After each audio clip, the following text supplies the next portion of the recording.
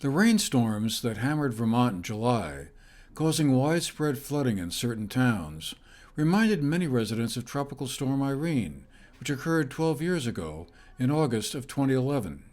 In some cases, building back meant building back with more resiliency, such as widening culverts or strengthening bridges and roadways in flood-prone areas. Now that a storm described as a once-in-a-century event saw something of a replay only 12 years later, many of the same questions are being asked again. Should we build back to what was, or build back better, with more resiliency, but also at greater expense? We spoke with 3 local town managers or administrators to get their takeaways and what were the lessons learned from the storms of July 9 and 10, and what should be the response going forward if storms like these may become more frequent. We started with Nick Zayas, the town administrator of Arlington. There, there's absolutely lessons to be taken from these storms in with regard to resilience. Every town needs to be thinking about its hazards for for its own planning purposes, and but but it has only so many levers that it can act on these margins. The first and foremost is going to be your zoning law. Within that zoning law has typically flood chapters that explain what can and cannot be done in the floodplain and the floodway. Those two areas that are hazardous, but hazardous and then much more hazardous.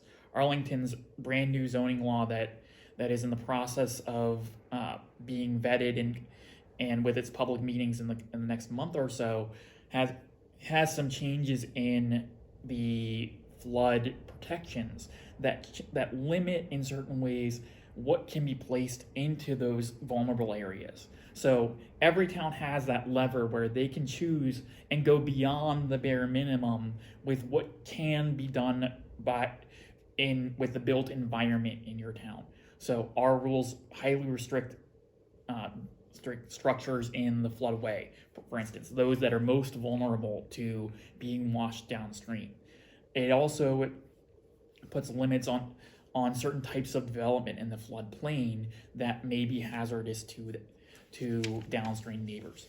And importantly, that does not require outlay in cash up front, but what it does do is it limits your long-term potential for housing growth, for development in general, and for people using the lands that they have in either ways that they've been accustomed in the past, or using them in new and interesting and positive ways for your community.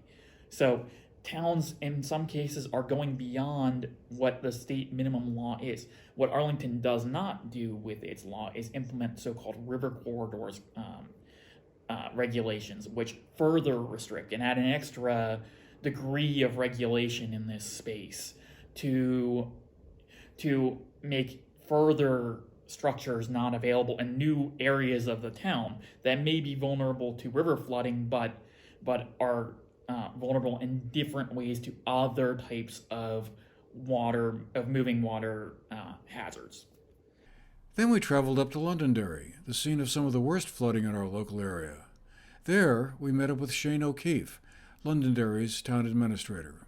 Yes, we should, and in some cases we have. We have some situations where smaller culverts have washed out, and so we've replaced a 15-inch culvert, say, with an 18-inch, which does meet the town and the state requirements. So we are building back with greater resiliency in some cases.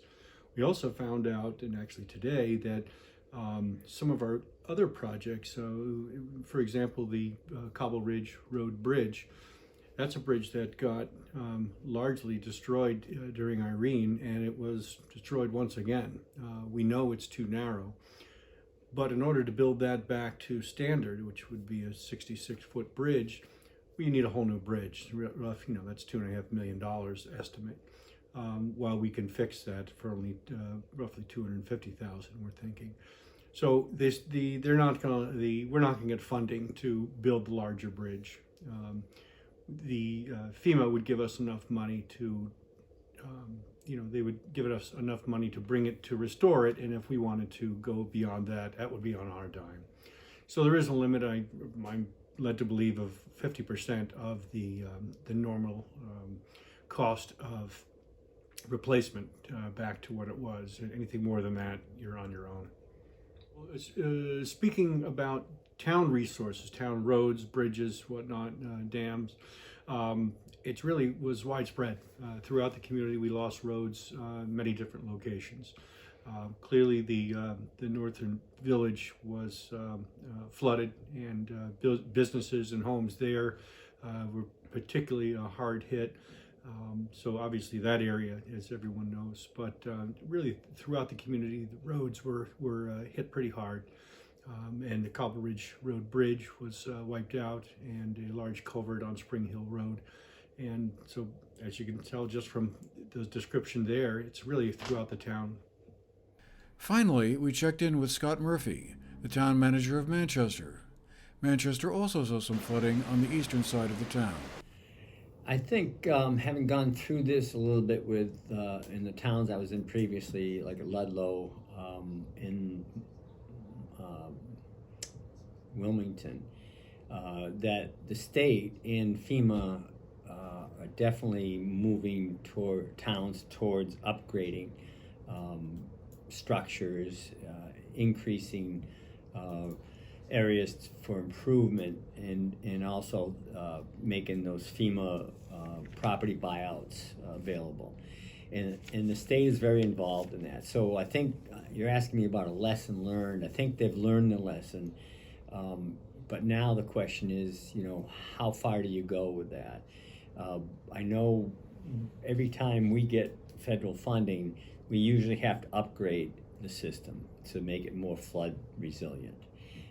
If that means taking a 36-inch culvert and moving up to 48, then that's what it takes. It generally costs the town a small amount at that point to do so if you have federal or state assistance. But in other places where we don't have that assistance, we're always looking to try to upgrade, knowing that these floods are going to occur more and more frequently. Building back from the recent weather events will be an ongoing process. On Thursday, August 3rd, the Vermont Emergency Management and FEMA, the Federal Emergency Management Agency, held a session for local municipal officials and nonprofits, which walked them through how to apply for financial assistance for their rebuilding needs. Kim Canarecci of the Vermont Emergency Management emphasized that there is FEMA public assistance available to certain applicants who have had eligible damages sustained from the July flood event. It's crucial that they apply soon and document as they make repairs. Funding is at 75% of federal share for eligible costs. Mistakes. And essentially, you should follow your own procurement policy, and you should also follow the federal one, whatever's more strict, all right? So if your town procurement policy is more strict than the federal one, you're required to follow it. I'd like to go from 36 to 42. You need to write to Kim and say, we want to do a little extra. So if it's $50,000 to put a 36 back in there, but you want to take it to a 42 and there's an additional $2,000 to upsize that, that would be the improved project. That would be your responsibility to cover that. But first, a letter to her saying that's what you intend to do. So again, that we capture that, because we want to be able to, once it goes in the system, we want to show that it originally was a 36, but you've elected to take it to a 42 at that little additional cost at your expense. So if we do have an unfortunate disaster again, it shows that you've already moved it to a 42. Then you might have to take it to a 48 on the next one, but we want to make sure we document it. And during the briefing, she stated that every applicant should find at least one facility that was damaged in which they can look at improving and making more resilient from future events, and challenged everyone to find at least one project. It would be surprising if there wasn't at least one of those in every town. For the GNAT-TV News Project, I'm Andrew McKeever.